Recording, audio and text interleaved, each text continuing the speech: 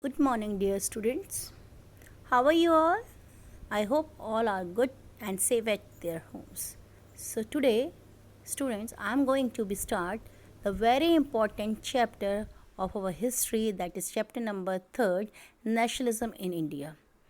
This chapter is bache very related with you because this in this chapter you will come to know about the various nationalist movement, or you can say various movement which was started by so many politician leader of our country, and because of this movement we got our independence. Bache, we know that we are in British rule before the independence. And as well as you have seen, this is the time, or you can say that was the time when we are facing so many discrimination, as well as we are, you can say, pushed to do the thing which in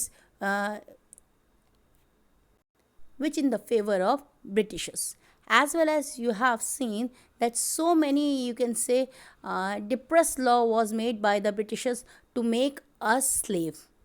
As well as that was the time when we are not having any type of freedom, any type of equality, and that time we are not having the electoral right, means we don't have any right to give our representation in the government. All the government rules were made by the only the British members.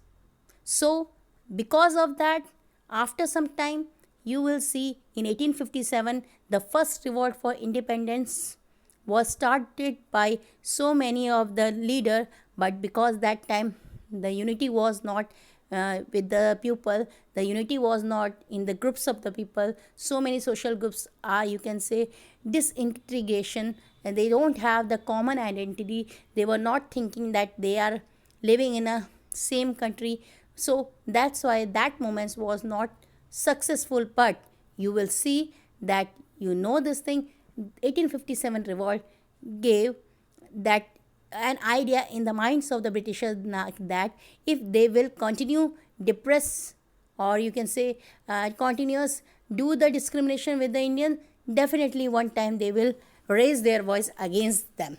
So this was happened after 1885 when Indian National Congress started the movement. They also demanded for equal representation in the legislative council, and later on slowly so many leaders of the Congress started to get the freedom, and for that they started the movement. This chapter is all about that. When will you will know that what was the movement which was started by these rulers, and in this chapter the main role of Mahatma Gandhi will come to know about you, come to know by you, that what was the contribution of Mahatma Gandhi and what he did to get our India free from the British rule. So, starting with this, the topic is that nationalism. First, you have to know the meaning of nationalism. Bache, nationalism means, so bache, the meaning of nationalism means when group of people are started thinking that they are belonging for a one nation, they are from the same caste, same religion, and all in all they are living in a country, and these are the people who want that freedom. तो nationalism की feelings का मतलब हमें ये पता है राष्ट्रवाद, या राष्ट्रवाद की फीलिंग बच्चे तब उत्पन्न होती है, तब पनपती है जब लोगों को ऐसा फील होने लगता है कि हम अपने देश को इंडिपेंडेंट करने के लिए हम एक ही आइडेंटिटी से बिलोंग करते हैं.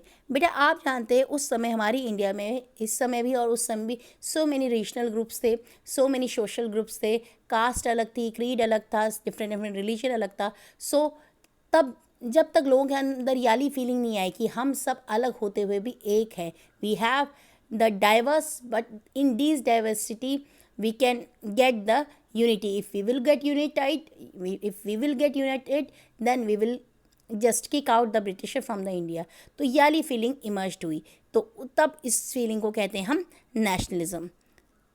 So here are the point. The growth of modern nationalism is intimately connected with anti-colonial movement. यानी जब ब्रिटिशर्स ने हर एक सेक्शन ऑफ सोसाइटी पे अत्याचार शुरू कर दिए, या हर एक सेक्शन ऑफ सोसाइटी को डोमिनेंस करना शुरू किया, तब हमारे देश के अलग अलग सेक्शन ऑफ द सोसाइटी के दिमाग में क्या फीलिंग आई? एंटी कॉलोनिकल. यानी इन सब लोगों ने मिलके एक मूवमेंट शुरू किया जो किसके खिलाफ था, जो ब्रिटिश गवर्नमेंट के खिलाफ था। जब ये सारे लोग हुए तभी ग्रोथ हुई किस चीज़ की, नेशनलिज्म की।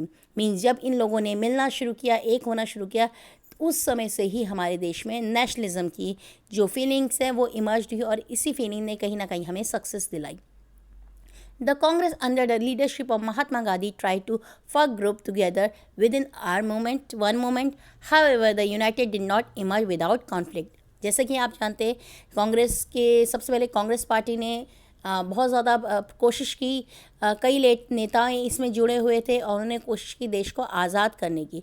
तो इसमें मेन रोल महात्मा गांधी का भी आता है, जो कांग्रेस के ही एक लीडर थे, जिन्होंने हमारे देश के अंदर जो डिफरेंट ग्रुप थे उन्हें एक करके एक यू कैन से अम्ब्रेला के अंदर लाए और चाहा कि सब एक होके इस मूवमेंट में भाग लें और हमारे देश से जो ब्रिटिश राज है उसको फिनिश करे।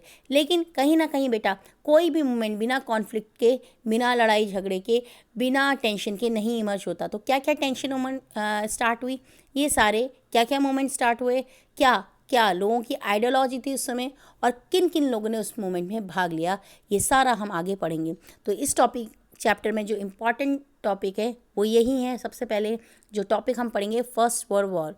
तो बेटा जब फर्स्ट वर्ल्ड वॉर हुआ, आप जानते हैं 1914 से 18 के बीच में फर्स्ट वर्ल्ड वॉर स्टार्ट हुआ।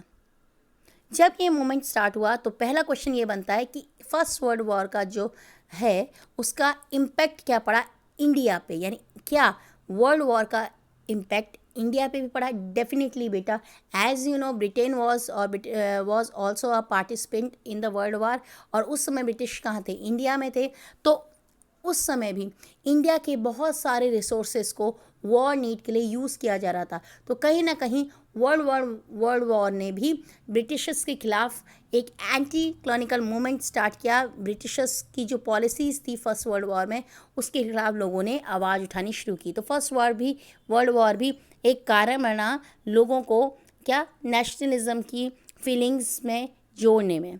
तो national movement was spread in new area in 1919 and incorporation of new social group developing by new model of struggle। यानी बेटा धीरे धीरे 1919 में नेशनल मूवमेंट सब जगह इमर्ज हुआ। तो सबसे पहले बच्चे हम पढ़ेंगे कि फर्स्ट वर्ल्ड वॉर का क्या इम्पैक्ट पड़ा किसमें, इंडिया के ऊपर। तो क्या क्या पॉइंट्स है देखिए। फर्स्ट वर्ल्ड वॉर हुआ तो पैसे की नीड हुई, तो पैसे कहाँ से लिया जाएगा, पैसा तो इंडियन से ही लिया जाएगा। तो किस फॉर्म में लिया जाएगा, टैक्स के रूप में लिया जाएगा। तो धीरे धीरे वर्ल्ड वॉर की नीड को फुलफ़िल करने के लिए, धीरे धीरे जो डिफेंस एक्सपेंडिचर की नीड को फुलफ़िल करने के लिए, ब्रिटिश आर्मी की नीड को फुलफ़िल करने के लिए increasing defence expenditure of British army was finance by introducing new income tax. तो यानी वॉर की नीड के लिए पैसे की ज़रूरत को पूरा करने के लिए ब्रिटिश लोगों ने धीरे धीरे इंडिया के अंदर इनकम टैक्स को बढ़ाना शुरू कर दिया, क्योंकि इन्हीं इनकम टैक्स के ज़रिए वो लोगों से पैसा ले सकते थे। तो हम कह सकते हैं कहीं ना कहीं इनकम टैक्स नए नए इंट्रोड्यूस हुए। Second, through the war year prices reached double and cause hardship for common people. क्योंकि वॉर बहुत लंबा चला, 1914 से लेकर 1918 तक चला, तो लगभग 4 साल का लंबा वॉर जो चला उसने कहीं ना कहीं इकोनॉमिक वे से पूरे जो इकोनॉमिक है इंडिया की उसको ख़त्म कर दिया। और इसके कारण क्या हुआ, धीरे धीरे प्राइस जो हैं फूड्स के वो राइज़ होने लगे, और कहीं ना कहीं फूड के प्राइस राइज होने लगे। तो बेटा कहीं ना कहीं कॉमन पीपल की लाइफ इससे बहुत ज़्यादा इफ़ेक्ट हो रही थी। नई नई कस्टम ड्यूटीज़ को इंट्रोड्यूस किया जा रहा था, नए नए टैक्सेस को इंट्रोड्यूस किया जा रहा था। और क्योंकि ज़्यादा से ज़्यादा सामान जो फूड की प्रोडक्ट्स है, फूड प्रोड्यूस हो रहा था, वो वॉर में सोल्जर्स के लिए भेजा जा रहा था। तो कहीं ना कहीं शॉर्टेज ऑफ फूड ने प्राइस को राइज कर दिया। तो ये सारे कारण हैं राइज ऑफ प्राइस के, कि क्यों पैसे प्राइस के जो हैं बढ़े फूड क्रॉप्स के, वो इसीलिए बढ़े क्योंकि मोस्टली जो फूड नीड है, फूड जो ग्रेन है वो सप्लाई किया जा रहा था सोल्जर्स को जो वॉर में लगे थे। तो इंडिया के अंदर भी शॉर्टेज ऑफ फूड हो रही थी, और कहीं ना कहीं जब शॉर्टेज होगी किसी चीज़ की तो प्राइस राइज होंगे। फोर्स रिक्रूटमेंट इन विलेज बहुत इंपॉर्टेंट ये रीज़न था, इम्पैक्ट था इसका लोगों के ऊपर, क्योंकि उस समय बेटा 4 साल में बहुत ज़्यादा सैनिक मारे गए थे और सैनिकों की कमी हो रही थी। तो उस समय ब्रिटिशर्स ने क्या किया, जो गांव में रहने वाले नौजवान थे, नवयुवक थे, जो यूथ था, उनको पकड़ पकड़ के क्या किया, वॉर में भेजने लगे। वॉर की में भेजने लगे। इसके कारण क्या हुआ, उनकी जानें जा रही थी। तो कहीं ना कहीं ये कारण था सबसे इम्पॉर्टेंट, जब विलेजेस उनके खिलाफ हो गए, क्योंकि उनके बच्चों को 14 से 18 साल के बच्चों को ज़बरदस्ती वॉर में भेजा जा रहा था, और अनट्रेंड लोग थे, तो कहीं ना कहीं फर्स्ट एक ही वॉर में उनकी जान चली जा रही थी। तो ये भी एक बहुत बड़ा इम्पैक्ट था किस चीज़ का, वर्ल्ड वॉर का, जो विलेजेस के ऊपर पड़ा। क्योंकि उस साल फ्रूट क्रॉप भी फेलियर हो गई, जिसके कारण फूड शॉर्ट हो रही, यानी 1918 में एक बहुत बुरी सिचुएशन इंडिया को फेस करनी पड़ी। उस समय जो क्रॉप लगाई जा रही थी, due to the bad weather जो क्रॉप है वो फेल होगी, अच्छी फसल नहीं हुई, जिसके कारण देश के अंदर क्या होगी, फूड की शॉर्टेज होगी। अब लोग इधर उधर भटक रहे थे फूड की तलाश में, कहीं ना कहीं हम देखेंगे उनकी लाइफ बहुत मिजरेबल हो रही थी। ये सारी कंडीशन तो हो ही रही थी बेटा। और इसी साल बेटा क्या हुआ, 12 से एक इस फूड शॉर्टेज ने देश के अंदर बहुत एक फेमाइन और एपिडेमिक्स की सिचुएशन क्रिएट कर दी, जिस एपिडेमिक्स में 12 से 15 मिलियन तक के लोग सफ़र किए। तो क्वेश्चन आ सकता है क्या इम्पैक्ट पड़ा फर्स्ट वर्ल्ड वॉर का। तो कहीं ना कहीं आप लिख सकते हैं कि फर्स्ट वर्ल्ड वॉर का इम्पैक्ट यही पड़ा कि फूड्स की प्राइस बढ़ गई, इनकम टैक्स नए नए इंट्रोड्यूस हुए, जिसके कारण क्या हो गया कि शॉर्टेज फूड भी होने लगी, फोर्स रिक्रूटमेंट भी होने लगा, क्रॉप फेलियर के कारण भी जो प्राइस की हाई होने लगे, फूड शॉर्टेज होने लगे। और उसी साल ऐसी सिचुएशन आ गई, एक फेमाइन और एपिडेमिक की सिचुएशन ने 12 से 13 मिलियन लोगों को एक ऐसे सिचुएशन में ला के खड़ा किया कि उनकी जानें चली गई। तो ये तो फर्स्ट वर्ल्ड वॉर का इम्पैक्ट पड़ा इंडिया पे। सेकंड है आपका, हम पढ़ेंगे महात्मा गांधी का द आइडिया ऑफ सत्याग्रह। तो सबसे पहले बच्चे आपको मीनिंग पता होना चाहिए, सत्याग्रह का मीनिंग क्या होता है। तो बेटा सत्याग्रह का मीनिंग होता है a method of mass hesitation in which people fought for truth without violence, यानी एक ऐसा मूवमेंट, एक ऐसा मास मूवमेंट जिसमें लोगों का कॉन्ट्रीब्यूशन हो, लेकिन वो जो कॉन्ट्रीब्यूशन है वो वायलेंस के बिना हो, नॉन वायलेंस के बेस पे हो और सच के लिए हो। तो जैसे कि आप जानते हैं महात्मा गांधी सच को और अहिंसा को बहुत ज़्यादा बल देते थे, तो उनका सत्याग्रह मूवमेंट भी सत्य और अहिंसा के वे पे पाथ पे ही चलता था। हम जानते हैं बेटा महात्मा गांधी 1915 में साउथ अफ्रीका से लौटे, और जब वो इंडिया में लौटे तो वहाँ साउथ अफ्रीका के लोगों में जो रेशियल डिस्क्रिमिनेशन होता था ब्लैक्स एंड वाइट पे, उस सिस्टम को ख़त्म करके वो इंडिया में आए। जब वो इंडिया आए बच्चे, तो उन्होंने इंडिया की कंडीशन देखी और सोचा जब मैंने दूसरे के देश का भला कर दिया है, तो मैं अपने देश में जो लोगों के खिलाफ अत्याचार हो रहा है उसका साथ क्यों ना दूँ। इसीलिए उन्होंने अपनी जो आप जानते हैं वो लॉयर थे, उन्होंने वो छोड़ के नेशनल मूवमेंट में क्या कर दिया, स्टेप ऑन कर दिया।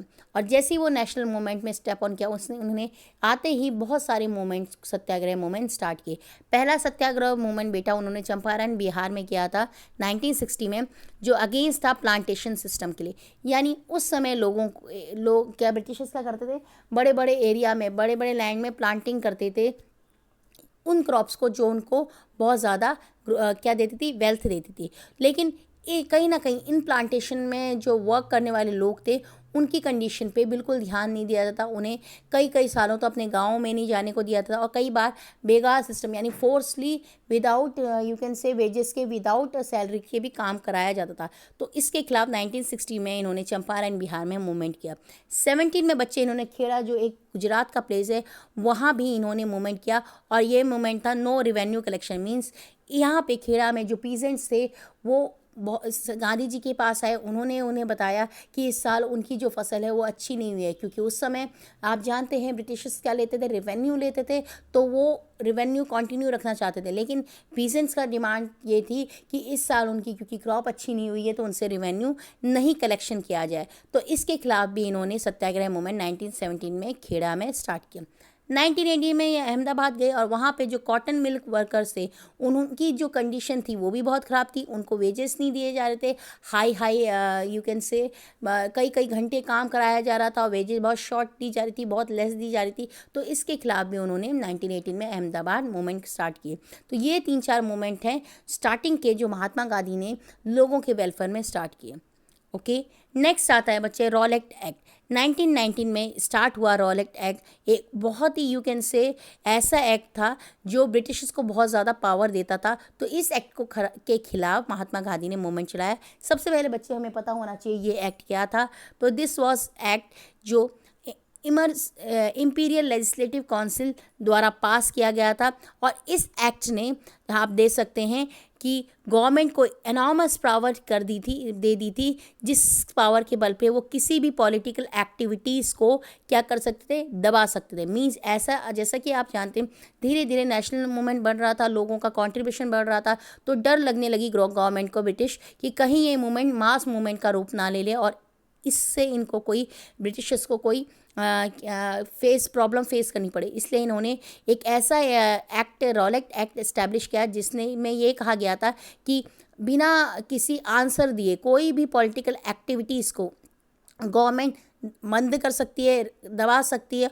और ये भी इस एक्ट ने कहा था कि वो किसी भी पॉलिटिशियंस को डिटेंशन के आधार पे, शक के आधार पे जेल में डाल सकती है बिना रिहाई के 2 साल तक। तो कहीं ना कहीं हम देख रहे हैं इंडियन की बढ़ते हुए मूवमेंट ने ब्रिटिशर्स को थोड़ा डरा दिया था और इस मूवमेंट को दबाने के लिए एक रॉलेट एक्ट नाम का एक्ट इंट्रोड्यूस किया गया था इंपीरियल लेजिस्लेटिव असेंबली के द्वारा, जिस एक्ट ने ब्रिटिशर्स को एनॉर्मस पावर दे दी कि वो किसी भी पॉलिटिकल एक्टिविटीज़ को रिप्रेस कर सकती है। और साथ ही साथ ये भी इस एक्ट ने क्या किया, परमिशन दे दी कि वो किसी भी पॉलिटिशियंस को, किसी भी पॉलिटिकल ऑर्गेनाइजेशन के लोगों को डिटेंशन के आधार पे, यानी शक के आधार पे 2 साल तक बिना रिहाई के क्या दे सकता है, पनिशमेंट दे सकता है। Okay, punishment without trial. तो कहीं ना कहीं हम दे सकते हैं इस एक्ट को ब्लैक लॉ के भी नाम से जाना जाता है, क्योंकि कहीं ना कहीं ये लॉ क्या एक अनधाई लॉ था जिसने केवल एक ही सेक्शन ऑफ द सोसाइटी को सारी पावर दी थी। और आप जानते हैं, क्योंकि गांधी जी हर एक इस टाइप के इनजस्ट मूवमेंट के खिलाफ रहे थे। 16, 17, 18 में उन्होंने 3 मूवमेंट, सत्याग्रह मूवमेंट किए, उनको सक्सेस मिलती जा रही थी। तो कहीं ना कहीं 6 अप्रैल को गांधी जी ने इस मूवमेंट के खिलाफ भी आवाज़ उठाई। उन्होंने अपने सत्याग्रही को इकट्ठा किया और कहा चलिए हम सब मिलकर इस रॉलेट एक्ट को फिनिश करते हैं, ख़त्म करते हैं। तो इसके कारण इस मूवमेंट के खिलाफ बहुत सारी रैलियां ऑर्गेनाइज की जाने लगी वेरियस सिटीज़ में। काफ़ी लोगों ने इसको में कंट्रीब्यूशन किया। जो वर्कर्स थे उन्होंने क्या किया, स्ट्राइक करनी शुरू कर दी, वर्कशॉप्स में को बंद करना शुरू कर दिया। तो ये सारी सिचुएशन देखते ब्रिटिश थोड़ा डर रही थी, तो इन्होंने मार्शल लॉ लगा दिया। मार्शल लॉ एक ऐसी सिचुएशन होती है बेटा कि जिसमें आर्मी को पूरी पावर दे दी जाती है कि वो पर्टिकुलर रीजन में लुक्ड आफ्टर करे और उस पर्टिकुलर रीजन में किसी और एक्टिविटीज़ या किसी और पर्सन की एंट्री बिल्कुल मना हो जाती है। और इस चीज़ का जो वर्क दिया, यानी इस मार्शल लॉ को, इस सिचुएशन को कंट्रोल करने का जो राइट दिया, वो जनरल डायर को दिया, जो अमृतसर में मोस्टली थे। तो ये बढ़ती हुई चीज़ें देखी तो कहीं ना कहीं ब्रिटिश डर गए, तो उन्होंने बहुत सारे पॉलिटिकल पार्टीज के लीडर्स को अरेस्ट करना शुरू कर दिया ताकि ये मूवमेंट को आगे ना बढ़ा सके। वैसे ही उन्होंने दिल्ली में महात्मा गांधी की एंट्री बंद कर दी, क्योंकि वो सोचते थे अगर ये धीरे धीरे महात्मा गांधी हर एक एरिया में जाएंगे तो इनके सपोर्टर भी एक मास मूवमेंट, इस मूवमेंट को मास मूवमेंट का रूप देंगे और जिससे ब्रिटिशर्स को कहीं ना कहीं प्रॉब्लम क्रिएट होगी। तो इन्होंने एंट्री महात्मा गांधी की भी बंद कर दी। अमृतसर में बहुत जगह लोगों ने क्या किया, इस लॉ के खिलाफ आवाज़ उठाई थी, तो अमृतसर में भी मार्शल लॉ लग गया था। अब अमृतसर में किसी भी पॉलिटिकल एक्टिविटीज़ की या गैदरिंग, पब्लिक गैदरिंग की परमिशन नहीं थी। तो उसी मोमेंट में बेटा, उसी एरिया, उसी टाइम पीरियड में एक बहुत ही इनफेमस एक्ट आप देखें, इंसिडेंट अकर हुआ, जो सब लोग आप लोग जानते हैं, जलियांवाला इंसिडेंट। 13 अप्रैल को बेटा जलियांवाला बाग इंसिडेंट हुआ, which was done by General Dyer. क्या हुआ मैं बता देती हूँ बेटा। 13 अप्रैल जो कि बैसाखी का दिन था, तो उस दिन जो अमृतसर के जो गाँव के लोग थे वो सिटीज़ में आए थे, एक बैसाखी का फेयर लगा था उस वहाँ पे एंजॉय करने। बट ये लोग क्योंकि मार्शल लॉ से अवेयर नहीं थे, तो ये इकट्ठा होके बैसाखी सेलिब्रेट कर रहे थे। कुछ लोग गवर्नमेंट की पॉलिसी के खिलाफ भी आवाज़ उठाने आए थे, तो बट क्योंकि कॉमन विलेजर्स लोगों को इस बारे में, मार्शल लॉ के बारे में पता नहीं था, तो वो सेलिब्रेशन कर रहे थे। जनरल डायर जब उस एरिया में आया, उसने देखा कि इतने सारे लोग एक साथ गैदर हैं, तो कहीं ना कहीं उन्हें लगा जनरल डायर को कि ये लोग मिलके हमारे खिलाफ प्रोटेस्ट कर रहे हैं। तो जनरल डायर ने जो उस जलियांवाला बाग का जो एग्जिस्ट पॉइंट था वो बंद कर दिया और वहाँ पे 1000 के लोगों में, गैदर लोगों पे उन्होंने शोल्डर्स से क्या चलवा दी, फायरिंग चलवा दी। जिस फायरिंग में बेटा लॉट्स ऑफ 1000 अमाउंट में जो क्राउड था वो मारे गए। और कहीं ना कहीं यही मोमेंट जो हमारी हिस्ट्री में है वो जलियांवाला इंसिडेंट के नाम से जाना गया। कब हुआ था ये इंसिडेंट? 13 अप्रैल 1919 को। ओके, अब जैसे ही ये न्यूज़ स्प्रेड हुई कि जलियांवाला बाग इंसिडेंट हुआ है और जनरल डायर ने ब्रिटिश गवर्नमेंट के लीडर ने इतने लोगों को, निहत्थे लोगों को मारा। तो ये जैसे ही न्यूज़ स्प्रेड हुई तो लोगों ने क्या करना शुरू कर दिया, क्या पुलिस से फाइटिंग करनी शुरू कर दी। जो गवर्नमेंट ऑफिसेस थे और वो एरिया जो गवर्नमेंट को सिंबलाइज करते थे, उन एरिया को डिस्ट्रॉय करना शुरू हो गया। ठीक है, और कहीं ना कहीं हम कहते हैं कि जलियांवाला बाग इंसिडेंट के बाद ये सारा मूवमेंट वायलेंस में, क्योंकि नॉन वायलेंस से शुरू किया गया मूवमेंट वायलेंस में बदल गया। जैसे ही वायलेंस होने लगी, गांधी जी ने इस मूवमेंट को स्टॉप कर दिया। Why? Because Gandhi ji was not support of violence. So Gandhi ji wanted to combine Hindu Muslim in one umbrella, so they raise Khilafat issue. क्योंकि गांधी जी चाहते थे, उस समय बहुत ज़्यादा हम कहते हैं डिस्टर्बेंस था बिटवीन हिंदू एंड मुस्लिम। तो गांधी जी चाहते थे कि हम देश को आज़ाद तभी करा सकते हैं जब देश के अंदर रहने वाले सभी हिंदू मुस्लिम एक हो। तो वो एक ऐसा मौका ढूंढ रहे थे जब हिंदू मुस्लिम को एक किया जाए। तो उसी समय एक खिलाफत इशू स्टार्ट हुआ जिसने गांधी जी को एक क्या दिया, अपॉर्चुनिटी दे दी मूवमेंट को आगे बढ़ाने।